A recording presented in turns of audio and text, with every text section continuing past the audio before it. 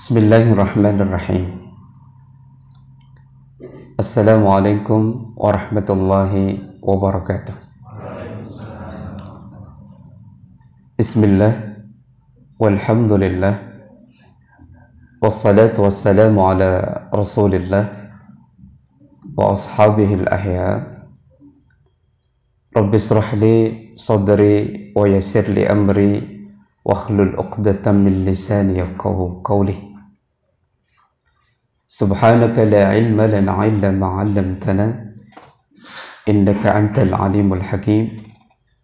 La tudrikul absar wa huwa yudrikul absara wa huwal latiful khabir. Jamaah yang dimuliakan Allah, bahasan kita kali ini berkaitan dengan 3 rumus kebahagiaan dan berkelimpahan dalam perspektif psikologi Islam atau psikologi Qur'ani. Sebelum saya merujuk kepada materi, saya ingin menyampaikan sedikit hal. Selama ini ada sebagian dari kita memiliki pemahaman yang tidak tuntas tentang psikologi Islam. Apa sih sebenarnya psikologi Islam itu?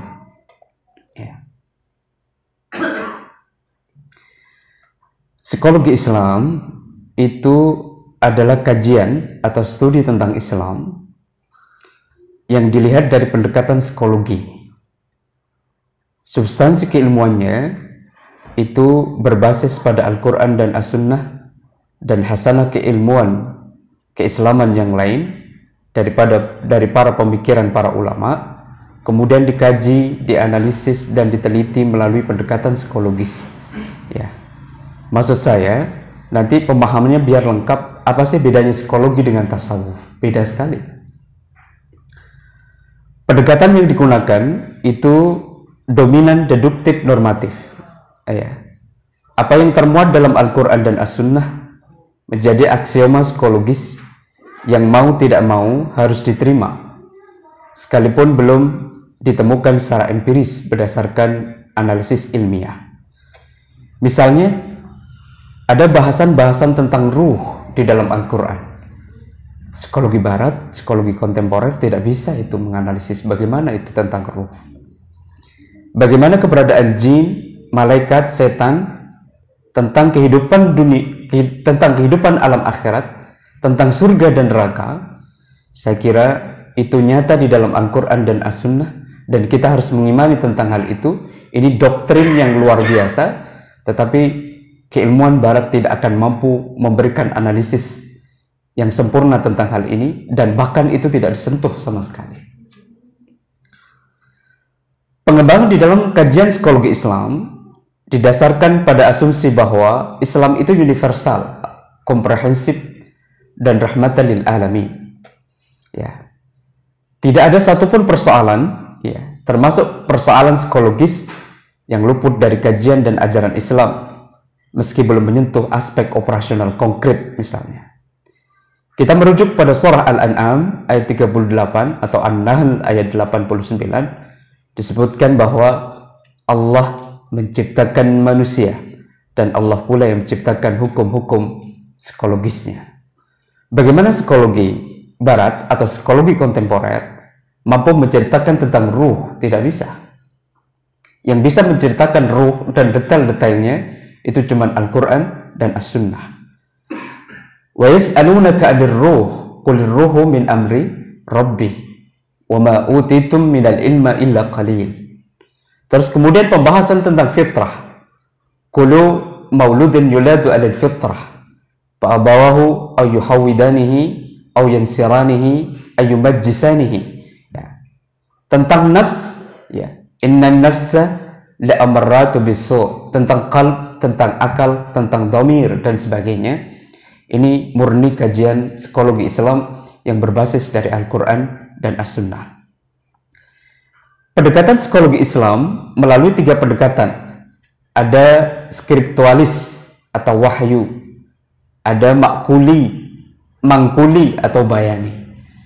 Kalau kita pernah belajar ulumul tafsir atau ulumul Quran, itu ada tafsir bil mangkul, ada tafsir bil ma'thur, ada tafsir bil ma'kul. Skriptualis atau wahyu, mangkuli atau bayani, orang-orang yang memakai pendekatan ini, kelompok yang memakai pendekatan ini, faida qara'tu fahuwa mawjud, cukup saya membaca wahyu-wahyu yang bersumber dari Al-Quran dan As-Sunnah, saya tidak perlu penjelasan yang lain dan tidak butuh penjelasan-penjelasan pakai pendekatan yang lain. Ada pendekatannya filosofis atau akal, makuli atau burhani. Jadi pendekatan wahyu, pendekatan akal, dan pendekatan yang terakhir adalah intuisi atau tasawufi. Ini disebut sebagai ithari atau irfani. Jadi beda, ya. Ternyata, ya, ketika kita memahami ayat-ayat Allah, kalau ingin imbang, pendekatan yang harus kita lakukan harus dengan 3 pendekatan. Pertama, bayani. Bayani ini adalah wahyu. Cukup di situ ada dalil, ada hujjah, bersumber dari Al-Quran dan As-Sunnah, selesai semuanya. Padahal sebenarnya ketika kita memahami ayat-ayat Allah, tidak cukup ayat di ayat, riwayah di riwayah, tetapi kita juga perlu menggunakan akal. Ya. Teknologi-teknologi yang hadir kemudian, yang bisa kita nikmati pada saat ini, saya kira kalau tidak ada pendekatan akal dan intuisi, produk teknologi yang ada hadir pada saat ini tidak akan pernah terwujud. Kenapa? Karena tidak akan mungkin butuh dalil dulu untuk menciptakan ilmu pengetahuan dan teknologi. Tidak semuanya harus dengan dalil. Jadi pendekatan memahami ayat-ayat Allah itu harus dengan bayani, burhani, dan irfani. Jadi perlu intuisi juga. Nah, inilah yang membedakan mana yang disebut sebagai pendekatan, mana yang disebut sebagai murni disiplin keilmuan. Jadi beda ya. Jangan dipahami sama antara tasawuf, filsafat dengan psikologi. Kelihatan orang yang belum pernah belajar psikologi dinilai tasawuf, dinilai filsafat. Padahal sebenarnya itu adalah pendekatan, bukan disiplin sebuah ilmu. Kalau kita merujuk pada Islam, Islam itu ada ilmu-ilmu yang harus kita pelajari yang sifatnya wajib bagi setiap muslim. Talabul ilmi faridatan ala kulli muslim. Apa itu? Akidah. Ini berkaitan dengan rukun iman, rukun Islam, dan rukun ihsan. Berkaitan dengan akidah ada tauhid, berhubungan dengan syariah dan ibadah dan muamalah, dan yang terakhir adalah akhlak atau adab. Ya. Islam itu merujuk pada Qur'aniyah. Ini disebut sebagai dinullah, ya, dinullah. Islam ada ayat-ayat kauniyah, tidak sekedar pada ayat-ayat Qur'aniyah. Kalau ayat-ayat Qur'aniyah kita disebut sebagai dinullah. Kalau ayat-ayat kauniyah kita sebut dengan sunnatullah. Produknya banyak. Disiplin keilmuan itu banyak. Ada ilmu kalam, ada ilmu fikih, ada ilmu Quran, ada ilmu hadis, ada ilmu tasawuf, ada usulul fiqh, ada ilmu nahwu, ilmu balaghah, mantik, sejarah, sirah, dan yang lain-lain itu yang berkaitan dengan itu. Ini wajib bagi setiap muslim memahami tentang ilmu-ilmu yang sifatnya fardhu ain.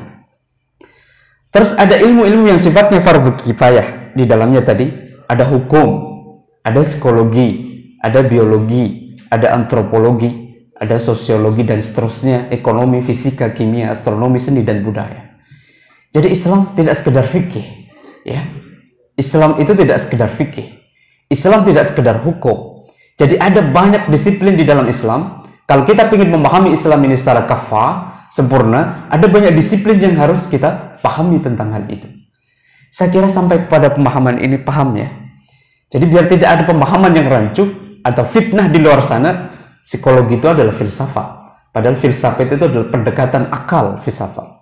Makanya kalau panjenengan terlalu akal juga tidak boleh. Nanti jadi pribadi-pribadi yang sangat liberal.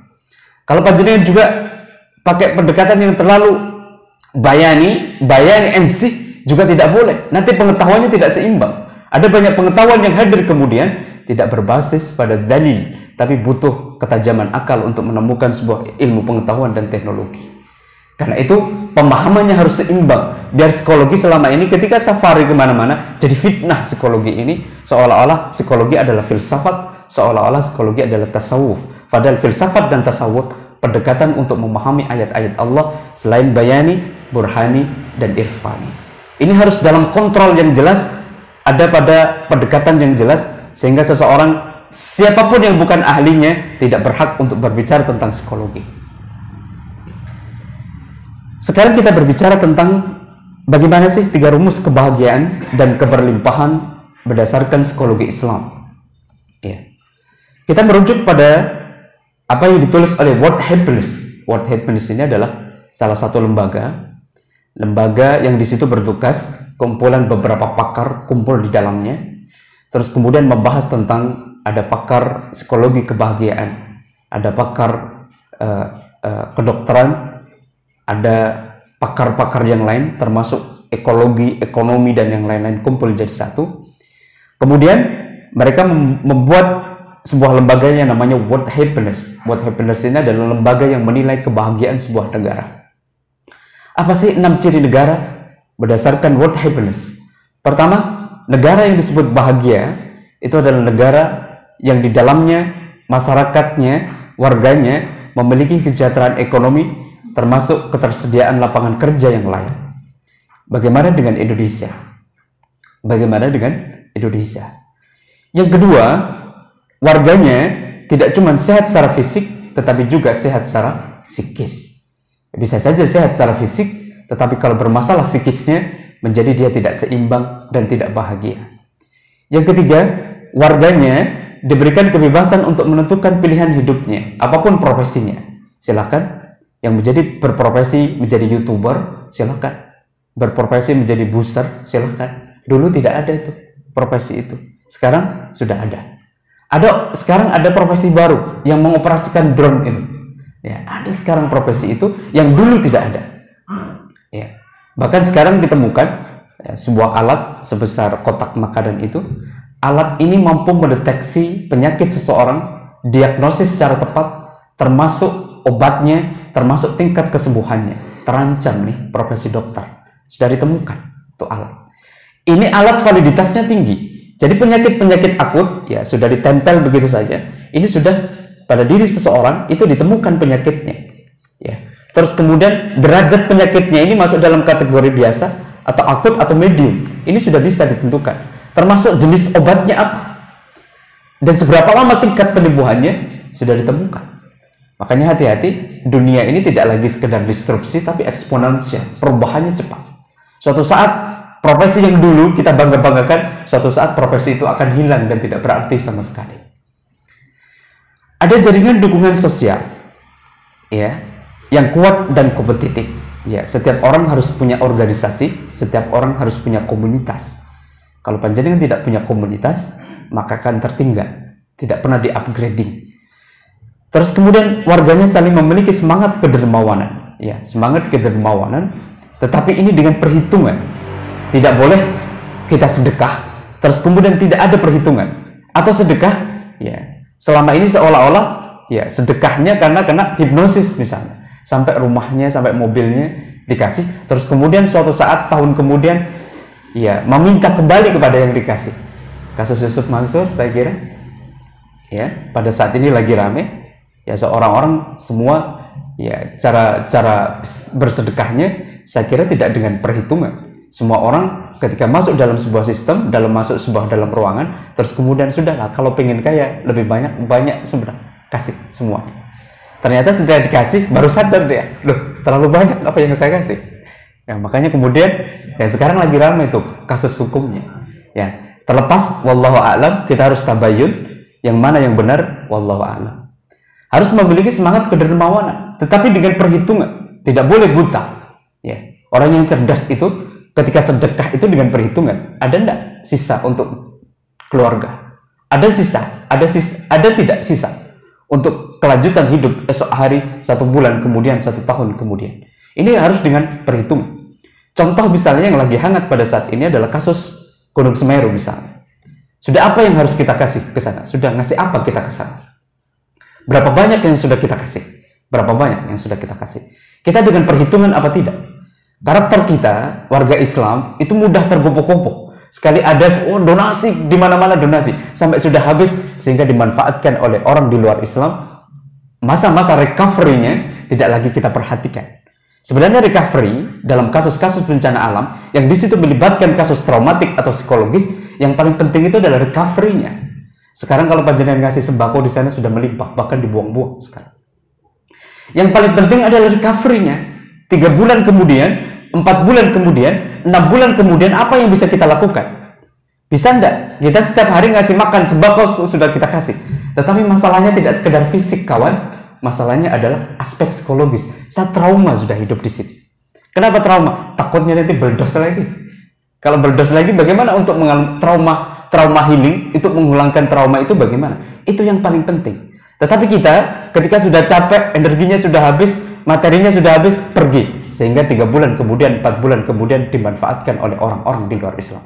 Jangan salahkan, banyak kemudian yang masuk agama selain masuk agama Islam. Karena apa? Karena kita tidak dengan berstrategi, kita tidak dengan perhitungan yang matang ketika memberikan donasi. Donasi kelihatannya luar biasa, tetapi kalau dengan tanpa perhitungan, akhirnya sudah kita mendapatkan banyak hal yang tidak kita inginkan. Yang terakhir, tingkat kata world happiness, negara bahagia itu memiliki tingkat kepercayaan yang tinggi antar warga, termasuk terhadap pemerintah dan pengusaha. Bagaimana kita terhadap pemerintah pada saat ini? Ya, bagaimana? Kalau berdasarkan riset, ya 50% lebih lah. Masyarakat warga Indonesia puas terhadap kebijakan-kebijakan pemerintah. Tetapi selebihnya terbelah kita. Hampir 50% juga tidak percaya terhadap kebijakan-kebijakan pemerintah. Panjenengan berpikir tentang bahagia? Tidak mungkin. Terhadap kebijakan-kebijakan pemerintah saja sudah seudon berkali-kali. Ya, apalagi mau bahagia. Tidak akan mungkin bisa bahagia. Karena apa? Karena kata world happiness, salah satu negara bahagia adalah tingkat kepercayaan yang tinggi antar warganya, termasuk terhadap pemerintah dan pengusaha. Kita selama ini coba dilihat berita-berita. Ya, kepercayaan terhadap pemerintah dikit-dikit di dalamnya misalnya dibalut oleh politik, wah, nanti dikuasai asing. Ya, akhirnya apa? Ya tidak mungkin kita bahagia. Wong yang ada di dalam otak kita itu adalah suudzon aja semuanya. Tidak husnudzon, apalagi tabayun, apalagi mendapatkan berita itu dari komunitasnya. Ya, tidak pernah mencari informasi di media-media massa yang lain, apalagi mainstream. Tidak pernah kita lihat. Karena apa? Ya kelompok mereka itu. Ya kalau kita tidak terbuka, sudah blocking mental seperti itu, ya kita tidak akan pernah mendapatkan informasi secara seimbang, sehingga otak kita detok. Isinya adalah keburukan-keburukan, berpikir yang tidak buruk dan berpikir yang tidak baik dan yang lain-lain. Sampai saat ini Dubai menjadi salah satu negara yang diklaim mengarah kepada bahagia dan menjadi salah satu negara yang diklaim bahagia.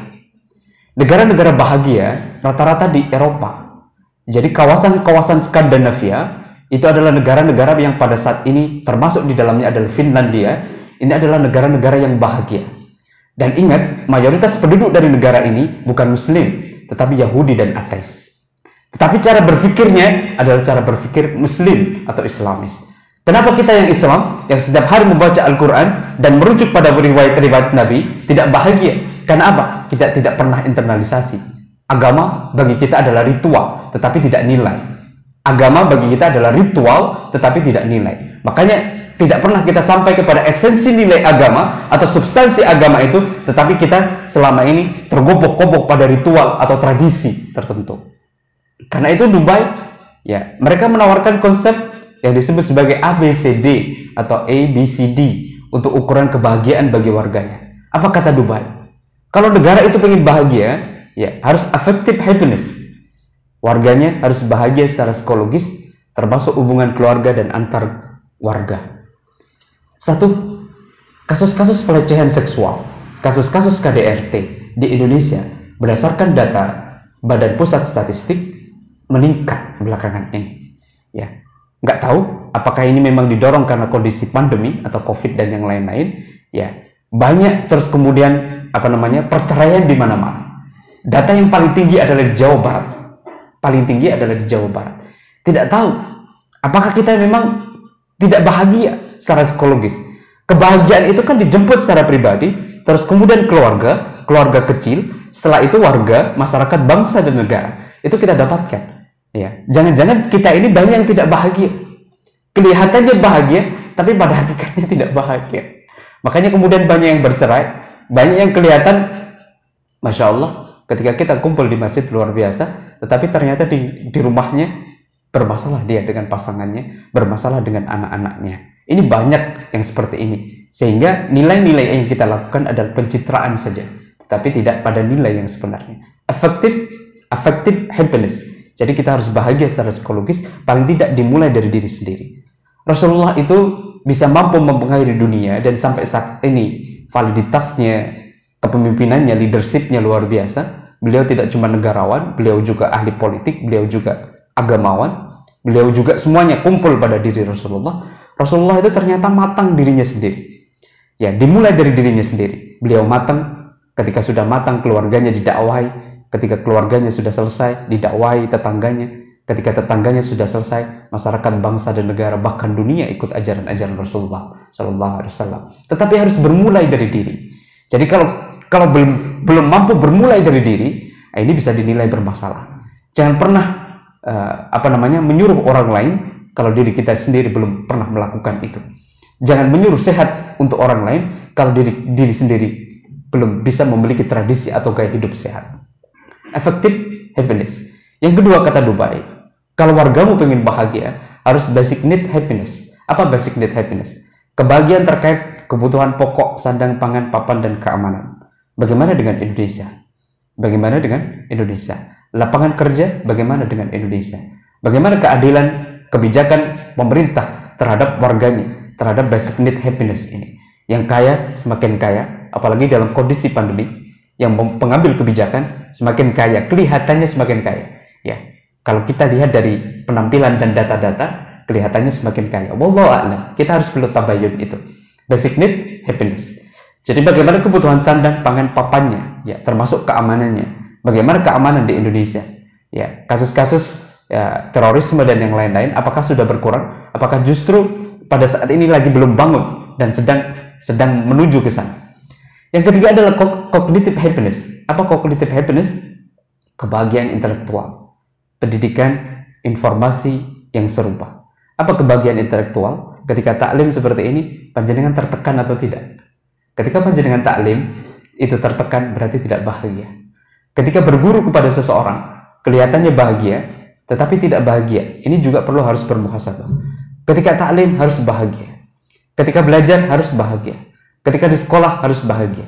Ketika dimanapun harus bahagia. Informasi yang diterima harus seimbang dan berdaya. Tidak boleh kita menerima informasi dari kelompok kita saja. Informasi yang di sana meskipun benar diklaim salah. Tidak sehat kita. Tidak sehat.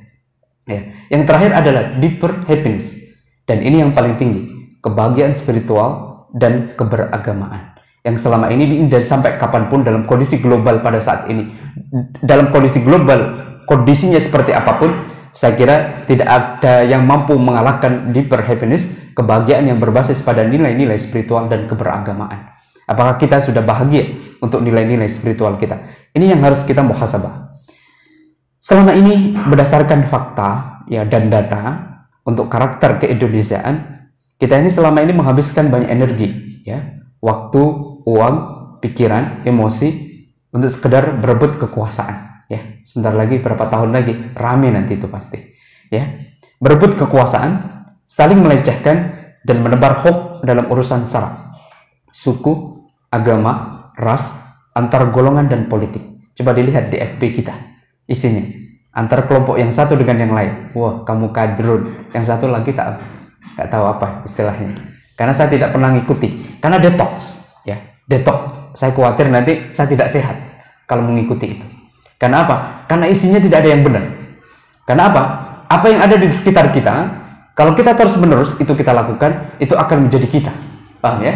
Kalau misalnya selalu kita berkumpul dengan orang-orang sehat, maka kita akan sehat.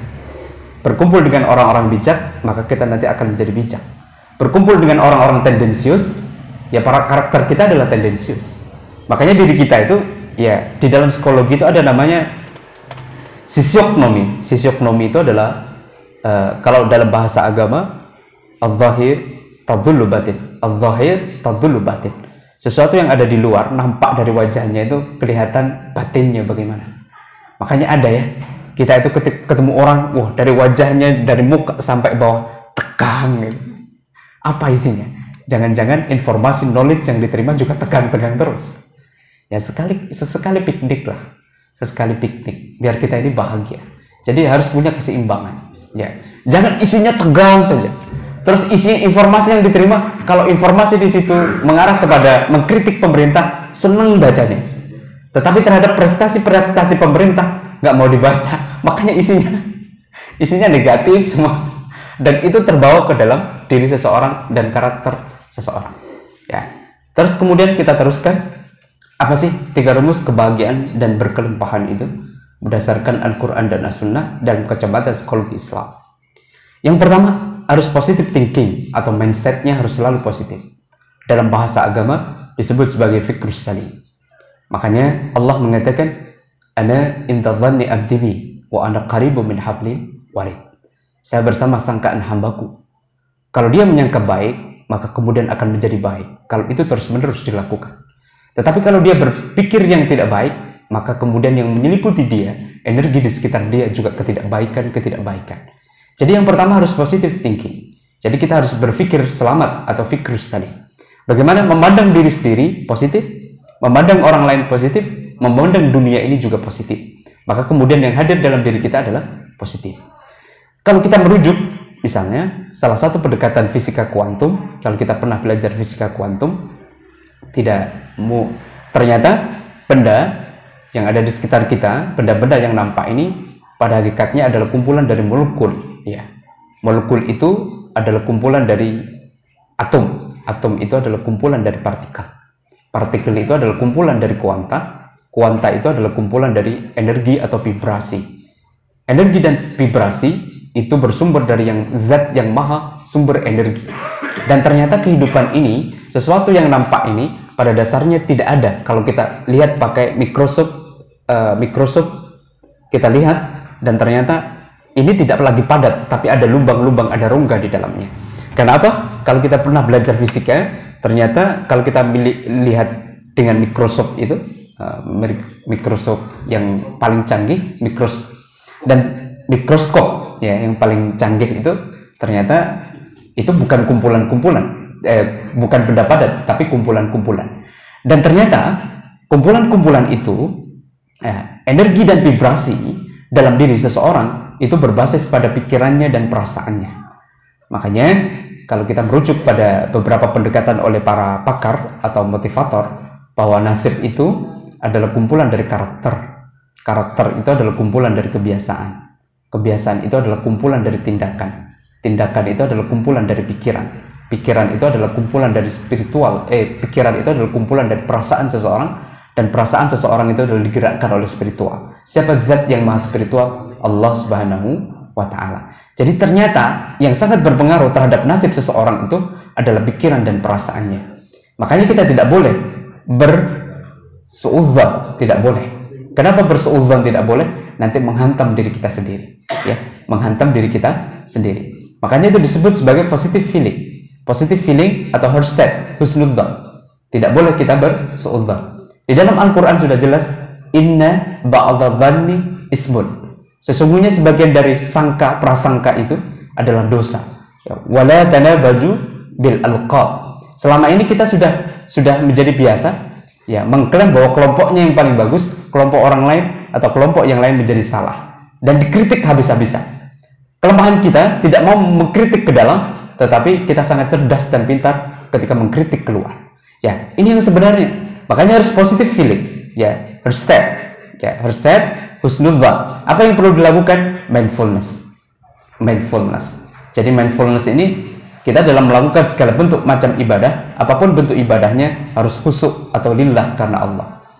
Yang kedua, gratefulness, harus syukur, ya, harus syukur. La in zakartum la azidannakum wa la in kafartum inna adzabi lasadid. Terus kemudian compassion itu adalah selalu berbaik hati. Kalau kita sudah mengerti ilmu ini, ya, basic ini di dalam pengetahuan kita, berarti kita tidak mau berpikir buruk, berkeyakinan buruk, karena pikiran buruk dan keyakinan buruk akan kembali kepada diri kita sendiri. Kita tidak ada keyakinan untuk menyakiti, tidak ada niat untuk menyakiti orang lain. Kalau kita menyakiti orang lain, pada dasarnya sama, berarti kita menyakiti diri kita sendiri. Apalagi berpikir buruk, berkeyakinan yang tidak buruk, berkeyakinan yang buruk dan melakukan yang buruk. Itu juga pada hakikatnya adalah kembali kepada diri kita sendiri.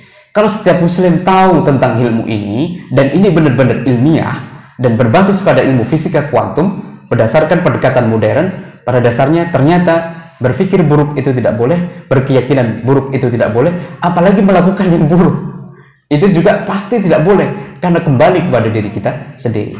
Kalau pengen bahagia, bahagiakan orang lain. Kalau pengen mudah, berikan kemudahan bagi banyak orang lain. Ya, kalau pengen kaya, banyaklah memberi. Kalau pengen beruntung, sering-sering berikan wasilah orang lain untuk beruntung dalam kehidupannya dan yang lain-lain. Itu pada hakikatnya adalah tanaman diri kita sendiri. Karena itu, kalau kita merujuk pada pendekatan neuroscience atau neuropsikologi, itu disebutkan bahwa setiap hari berdasarkan basis positive thinking, pikiran kita itu memproduksi, otak kita itu memproduksi 60.000 pikir. Coba setiap hari. Setiap hari selama 24 jam, berdasarkan kacamata neuroscience atau neuropsikologi, otak kita itu mampu memproduksi pikiran 60.000 kali. Coba bayangkan, kalau satu saja picik pikiran itu, berarti dikalikan 60.000 kali, dan ini ilmiah. Ya, ini ilmiah. Terus kemudian, jangan pernah berkeyakinan yang tidak baik, jangan pernah bersuudzon, jangan pernah punya hasrat yang tidak baik, jangan pernah punya feeling yang tidak baik, karena feeling ternyata daya dobrak ya jantung, elektromagnetik daya dobrak jantung atau rasa itu 5.000 kali jauh lebih kuat dari daya pikiran kita. Coba kalikan 60.000 dikalikan 5.000, berapa kekuatan feeling itu? Makanya orang tua tidak boleh berkeyakinan yang tidak baik, apalagi mendoakan yang tidak baik terhadap sesuatunya, segala sesuatunya tidak boleh itu. Dan ternyata menghantam dirinya sendiri. Coba 60.000 kali, jenengan kalikan 5.000 kali. Kalau panjenengan sudah berpikir yang tidak baik terhadap seseorang, kembali itu menghantam panjenengan sendiri. Paham ya? Dan yang terakhir, harus positive motivation atau skill set, yakin dan ikhlas. Innamal a'malu binniyah wa innamal likulli imri'in ma nawah. Faman kana hijratu ila Allah wa rasulih fa hijratuhu ila Allah wa rasulih. Jadi panjenengan, ketika kita diajarkan di dalam agama kita, dalam setiap ibadah tergantung niatnya. Ya. Contoh misalnya, sholat kita secara fikih sudah benar, secara syariah sudah benar, rukun, syarat dan rukunnya sudah benar, semuanya sudah benar. Tetapi kalau tidak khusyuk, menjadi tidak bernilai sholat kita. Paham? Ini adalah esensinya adalah di hati. Esensi nilai ibadah itu adalah innallaha la yanzuru ila ajsamikum wa amwalikum wa suwarikum walakinnallaha yanzuru ila qulubikum. Tampilannya jelek, tapi hatinya baik. Tampilannya jelek, tapi hatinya baik. Tampilannya Masya Allah kayak orang alim, lihat hatinya, belum tentu. Dan hati itu punya vibrasi. Kalau panjenengan kumpul dengan seseorang, nyaman dan pengen berlama-lama dengan orang itu, insya Allah baik orang itu. Tetapi kalau panjenengan 1 jam saja, nggak sampai 1 jam, 5 menit saja gelisah kumpul dengan orang itu, berarti energi dan vibrasi hatinya insya Allah tidak baik. Jadi kita itu bisa merasakan vibrasi energinya, itu bisa merasakan. Kalau kita jatuh cinta, tidak perlu kita ngomong cinta pada seseorang itu, tetapi orang yang kita cinta itu terasa, oh dia jatuh cinta sama saya. Kalau kita benci sama orang lain, nggak perlu kita ngomong aku benci sama, nggak perlu, sampai sudah sama orang yang kita benci. Hatta kita jalan berpapasan bisa bergeser itu menjauh. Karena apa? Itu energi feeling itu luar biasa, 5.000 jauh lebih kuat daripada kekuatan pikiran kita. Karena itu harus kita terus termotivasi untuk melakukan yang baik-baik. Jangan pernah melakukan yang tidak baik. Skill set, yakin dan ikhlas. Karena itu harus berkolaborasi. Ya, masing-masing kita setiap punya komunitas, organisasi apapun di dunia ini, tidak ada yang benar-benar hebat, tidak ada. Pasti lengkap dengan kelebihan dan kekurangannya. Karena itu sudah tidak zamannya lagi. Kalau kita bersaing sudah tidak zamannya lagi. Karena kalau bersaing ukurannya nanti benar salah dan kalah menang. Kalau sudah kalah menang, ada yang tersakiti tidak? Ada. Karena itu zamannya sekarang sudah kolaborasi. Zamannya sekarang kolaborasi. You punya kelebihan, ya. Anda juga punya kelebihan. Bagaimana nih kelebihan dan kekurangan kita ini dikolaborasi? Makanya itu yang disebut sebagai jamaah. Kenapa sholat jamaah itu pahalanya jauh lebih bagus daripada sholat munfaridan? Bisa jadi kita sholat munfaridan tidak pernah bisa khusyuk. Tetapi kalau sholat jamaah, ya meskipun ada yang tidak khusyuk, barangkali yang lain ada yang khusyuk. Paham ya? Karena itu ini menjadi penting. Sekarang sudah zamannya harus berjamaah, itu zamannya berjamaah. Ya, perusahaan-perusahaan berdasarkan hasil riset, Perusahaan-perusahaan yang besar pada waktu itu dulu, sekarang banyak yang hancur. Kenapa? Karena dia berpikir pada untung rugi, produktif dan tidak produktif, tidak pernah berpikir bahwa suatu saat dunia ini terus berkembang. Karena itu apa? Yang perlu dilakukan berkolaborasi dengan mitra siapapun, dengan komunitas apapun kalau kita ingin tumbuh besar dan selamat. Creation, kita harus punya sesuatu yang baru. Ya, apa sesuatu yang baru di Imam Bonjol? Ya begini-begini saja misalnya. Apa sesuatu yang baru? Harus dipikirkan. Karena apa? Ya, yang lain terus mengupdate dirinya, kita tidak pernah mengupdate dirinya, apalagi yang terakhir adalah upgrading. Kita selalu update. Dan ingat, setiap menerima pengetahuan atau informasi baru, sekali lagi harus berimbang. Tidak boleh tidak seimbang. Kalau kita tidak seimbang, nanti kita menjadi pribadi yang juga tidak seimbang. Kenapa? Informasi apapun, suatu saat kalau misalnya kita bertentangan atau tidak setuju dengan kebijakan-kebijakan tertentu, ya sesekali lah. Jangan yang dilihat itu informasi dari grup WA-nya saja. Grup WA-nya saja. Di luar itu, apalagi yang media massa mainstream tidak mau lihat. Ini kelompok mereka nih pasti membagi-bagikan. Ya tidak bisa seimbang. Ya, panjenengan akan menjadi kerdil. Ya, kerdil. Apalagi yang video-videonya terus dimodifikasi sedikit seolah-olah benar, padahal itu tidak pernah tabayun sama sekali. Ya. Intinya apa? Berpusat pada self. Ya, berpusat pada diri. Apa yang perlu dilakukan? Self konsep. Konsep dirinya harus bagus.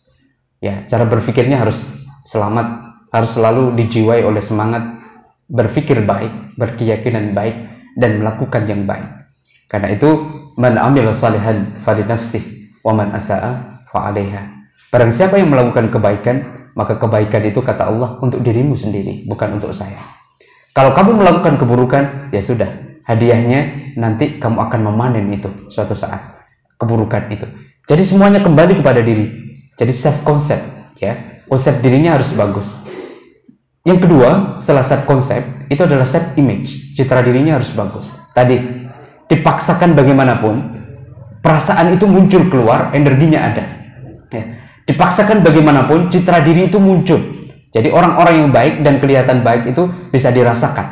Makanya kan ada disiplin tertentu yang mengatakan ada aura, ada cakra. Ternyata setiap kita itu punya aura, dan warna auranya macam-macam. Ada warna aura sakit, ada warna aura sehat, ada putih dan yang lain-lain, ada merah, ada ungu dan yang lain-lain. Jadi citra dirinya muncul kemudian. Dan yang terakhir yang paling penting di dalam agama kita adalah self esteem. Self esteem itu adalah harga diri. Harga diri kita itu penting. Jangan tidak sama antara muslim dan orang-orang di luar Islam. La yastawi ashabul jannah wa ashabun nar. Tidak sama antara karakter orang-orang yang dijamin masuk surga dan mendekati surga dengan orang-orang yang ahli neraka. Tidak sama. La yastawil ladina ya'lamuna wal ladina la ya'lamun. Berbeda orang-orang yang berilmu dengan orang-orang yang tidak berilmu. Berbeda. Kedalamannya juga berbeda. Cara menghadapi persoalan juga berbeda. Cara bersikap terhadap orang lain itu juga berbeda. Kalau orang-orang berilmu, apa sikapnya? Tawadhu, rendah hati, ngerti dia tanggung jawab. Penting bahwa jujur itu penting dan yang lain-lain. Itu adalah orang-orang yang berilmu. Kalau panjenengan sudah seperti ini, sudah tahu ilmunya pada saat ini dan sekarang ini, panjenengan insya Allah sampai di rumah tidak ada pikiran yang tidak baik, tidak ada keyakinan yang tidak baik, apalagi berusaha untuk mencelakai orang lain atau menyakiti hati orang lain, karena pada hakikatnya itu adalah kembali niat ditata benar. Innamal a'malu binniyah, sudah ditata benar. Kelihatannya sholatnya benar sudah, tetapi kalau tidak khusyuk menjadi tidak bernilai.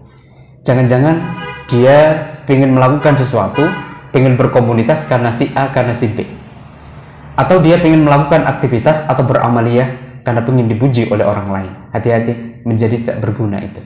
Harus tulus niat, karena semuanya akan kembali kepada diri kita sendiri. Yang kedua adalah fokus, ya, totalitas. Lakukan itu dengan total. Sesuatu yang dilakukan terus-menerus tidak mungkin tidak ada hasilnya.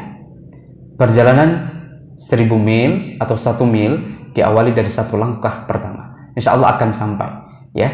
Jadi lakukan aja terus, fokus pada itu, ya. Action. Dan yang terakhir, konsisten atau istiqomah. Jadi makanya para ulama mengatakan ibadah itu meskipun sedikit, yang paling penting adalah istiqomah. Ya. La tatlubul karamah, walakin tatlubul istiqomah. Li'annal karamah tutbi'ul istiqomah. Kalau pengen sakti, kalau pengen doanya mustajab, lakukan amalia sedikit, ini yang dicintai oleh Allah, tetapi amalia itu sedikit tetapi dilakukan secara istiqomah, daripada kalian melakukan amal ibadah yang banyak tetapi tidak istiqomah.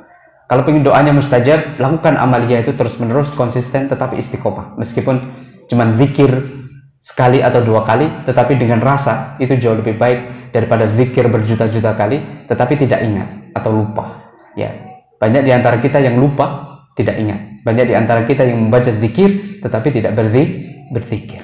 Ya, kesimpulannya, perbaikan terus menerus sikap dan mental, karena berpusat pada itu.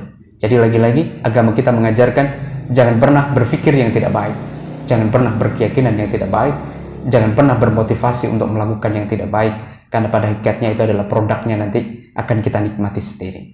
Dan yang terakhir, praktek di dalam Islam bagaimana? Istighfar yang banyak. Apa itu? Istaghfiru rabbakum innahu kana ghaffara yursilis samaa 'alaikum midrara wa yumdidkum bi amwali wa bani.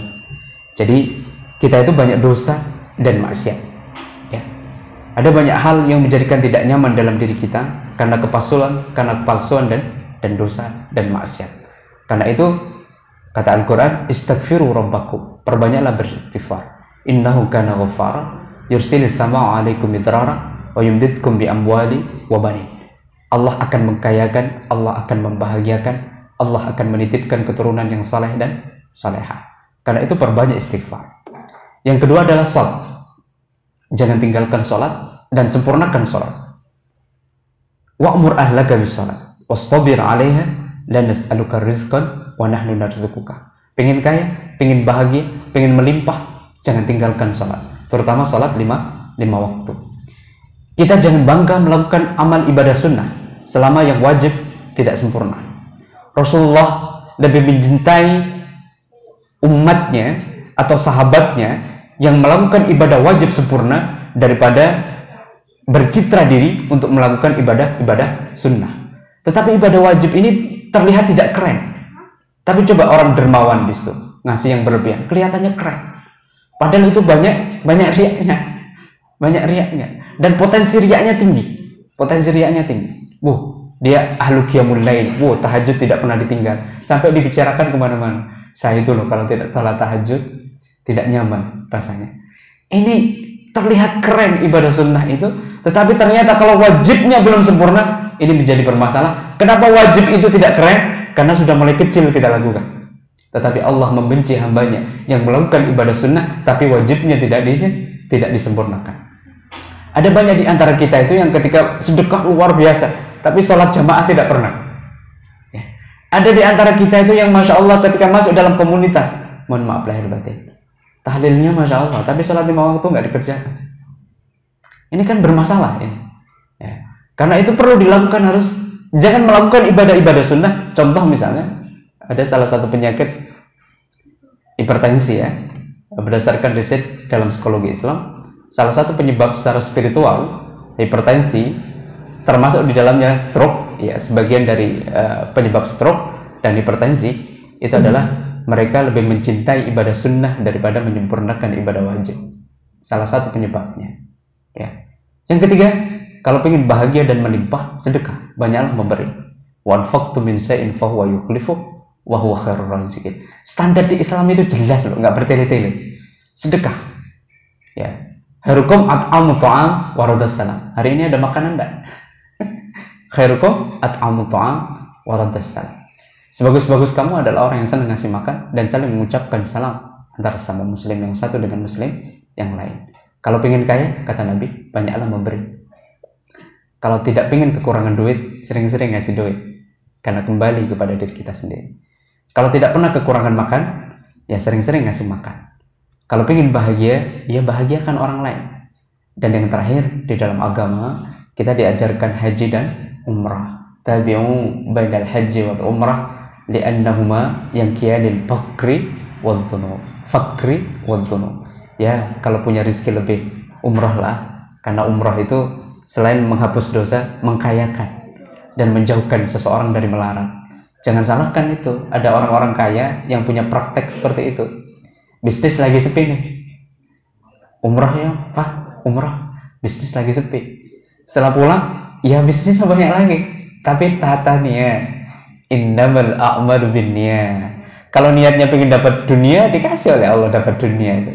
Tapi kalau pengen dapat ridha Allah dapat dunia dapat. Tapi kalau cuma pengen dapat dunia, ya dikasih oleh Allah. Allah itu maha semuanya, maha semuanya. Kesimpulannya jelas ya di dalam praktek kita. Ternyata kesimpulannya adalah berpusat pada diri, terus-menerus melakukan kebaikan. Yang paling penting adalah membersihkan diri sendiri, menyempurnakan diri sendiri sebelum ke orang lain. Karena energi kita ini nanti yang ditangkap oleh orang lain. Karena itu apa? Ternyata semua yang ada di sekitar kita itu adalah hakikatnya adalah energi dan vibrasi. Energi dan vibrasi dalam diri seseorang terletak pada pikirannya dan perasaannya, termasuk tindak tanduknya. Karena itu kalau ingin baik, lakukan terus yang baik-baik. Jangan pernah berpikir atau berkehendak melakukan yang tidak baik, karena pada hakikatnya itu adalah untuk diri kita sendiri. Karena itu apa yang perlu dilakukan? Istighfar, salat disempurnakan, sedekah menjadi dawam, ya, menjadi kebiasaan, menjadi gaya hidup, dan kalau punya rezeki lebih, haji dan umrah. Hidupnya akan melimpah. Sudah dipastikan bahagia. Sudah dipastikan bahagia. Dan hidupnya tidak akan pernah kekurangan kalau mengamalkan prinsip-prinsip yang bersumber dari Al-Quran dan As-Sunnah ini. Saya kira begitu sebagai pendahuluan. Ada yang bertanya? Ya, silakan.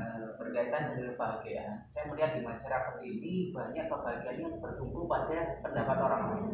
Artinya, cari ngomong seperti ini, dan katakan seperti itu. Terus, bagaimana menyikapi sikap kita, menyikapi fitnah? Karena seseorang yang melakukan kebaikan itu cobaannya luar biasa, termasuk fitnah kita.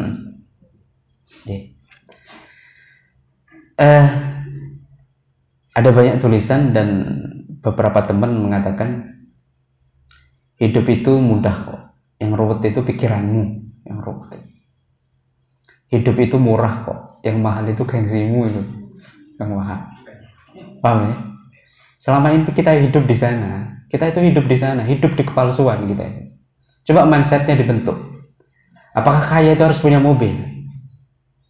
Apakah kaya itu harus punya mobil? Enggak kok. Apakah kaya harus punya lebih dari rumah satu? Hah? Apakah ingin dimuliakan orang harus bertonton ketika bersedekah? Mindset. Dan mindset kita dipengaruhi oleh lingkungan kita. Di Indonesia, orang kelihatan kaya, rumahnya harus mewah, mobilnya harus lebih dari satu, diklaim kaya itu. Makanya melihat sesuatu, biasakan esensi, jangan materi. Kalau kita melihat sesuatu dengan materi, tertipu. Lihat hatinya, jangan lihat penampilannya. Paham ya?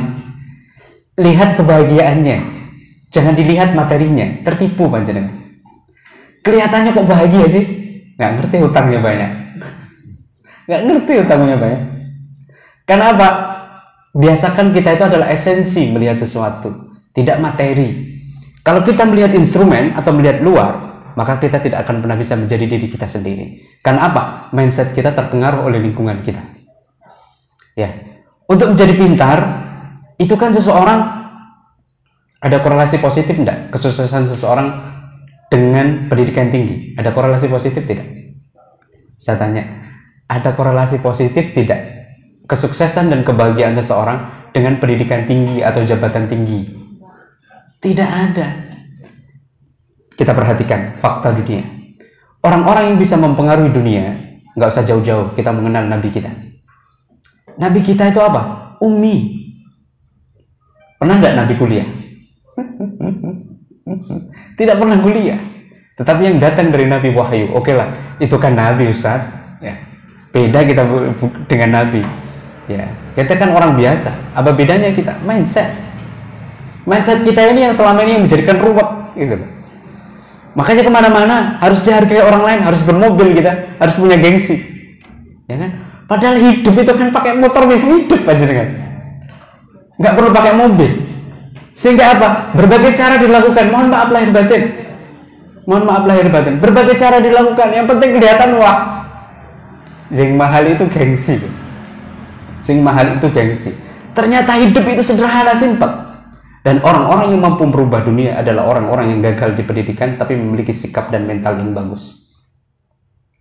Yang punya FB gagal kok pendidikannya di DO, hadiah kemudian dia sarjananya. Yang punya Microsoft hadiah kok sarjananya. Apa itu? Ya dia gak penting pendidikan bagi dia, tapi yang penting adalah sikap dan mental. Makanya Rasulullah hulukuhul Quran, akhlaknya Al-Quran sudah. Makanya Rasulullah itu sudah innama bu'itsu liutammima makarimal akhlak.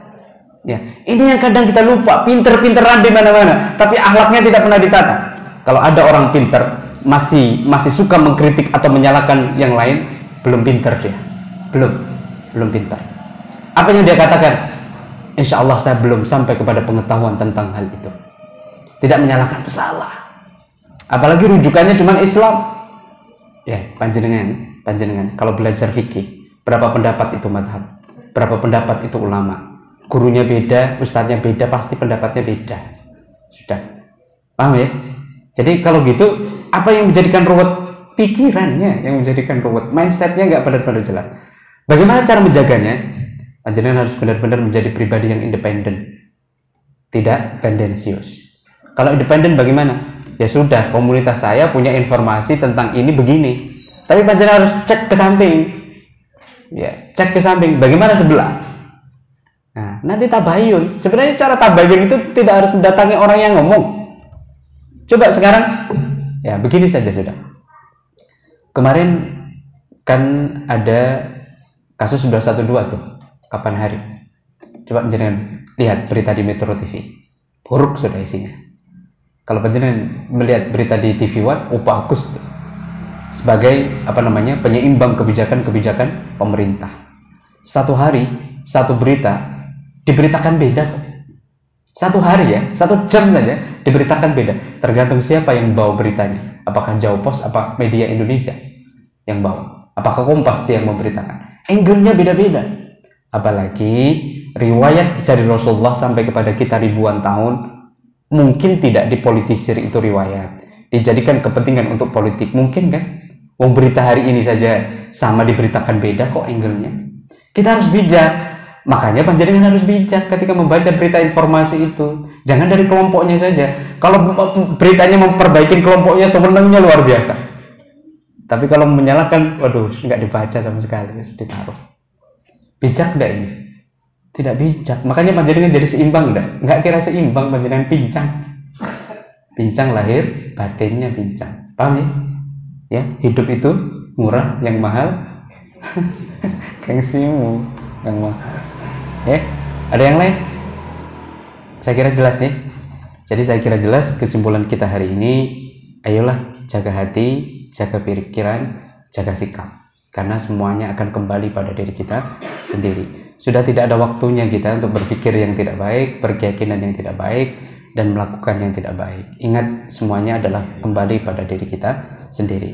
Ternyata bahagia itu sederhana, berpusat pada diri. Ya bahagiakan dirinya, pikirannya bahagiakan, keyakinannya bahagiakan, motivasi hidupnya bahagiakan. Dan ternyata hidup itu mudah.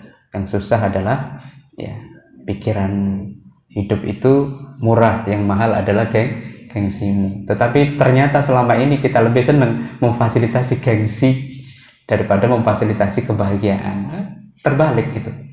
Inna nafsa la'amarratu bisu. Ya, sesungguhnya nafsu itu kalau diikuti terus, produk akhirnya adalah ketidakbahagiaan, produk akhirnya adalah masalah. Jangan salahkan suatu saat mobilnya diambil. Ya, kenapa? Ya sudah, karena kamu kan bayar gengsimu. Ya sudah, dapat gengsi. Paham ya?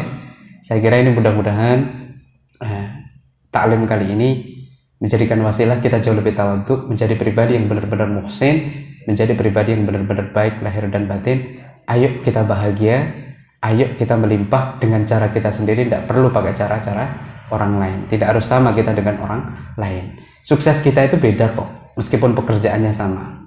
Ada yang disukseskan Allah itu usia 20 tahun sudah kaya, dia melimpah. Dan ingat, sukses itu tidak ukurannya tidak sekedar materi loh ya. Selama ini orang salah terus memahami sukses itu adalah mobilnya banyak, rumahnya mewah, dan yang lain. Tidak itu. Ya, itu adalah materi. Dan ternyata rezeki itu tidak sekedar materi. Rezeki itu tidak sekedar uang, kesehatan, anak yang soleh dan solehah, kebahagiaan. Ada orang yang hidupnya sederhana, tapi bahagianya melebihi orang yang punya duit miliar-miliaran. Karena itu apa? Kebahagiaan itu letaknya di hati. Karena itu bahagiakan diri kita sendiri terus, dan itu berpusat pada diri kita sendiri. Kita tutup kajian kita kali ini. Subhanakallahumma wa bihamdika asyhadu an la ilaha illa anta astaghfiruka wa atubu ilaik. Subhanakallahumma wa bihamdika asyhadu an la ilaha illa anta astaghfiruka wa atubu ilaik. Subhanakallahumma wa bihamdika asyhadu an la ilaha illa anta astaghfiruka wa atubu ilaik. Alhamdulillahi rabbil alamin. Mohon maaf lahir batin. Akhiru qawli hada. Assalamualaikum warahmatullahi wabarakatuh.